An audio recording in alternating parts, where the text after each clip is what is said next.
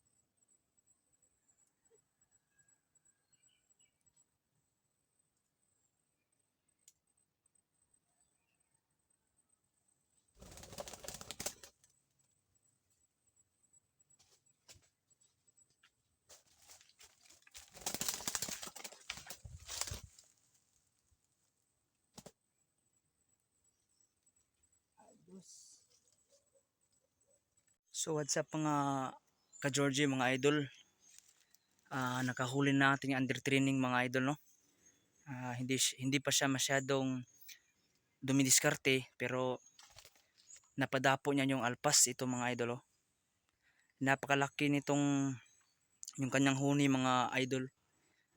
Itatry ko ito na ah, ilagay sa hawla kasi may balak akong ititraining ito kasi napakalaki yung kanyang huni, oh.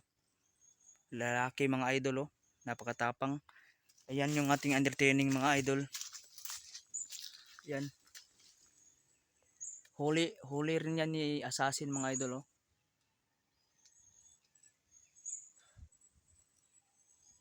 Huli mga idol.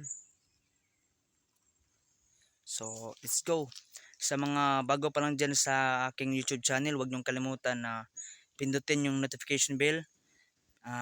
Please don't forget like and share and subscribe para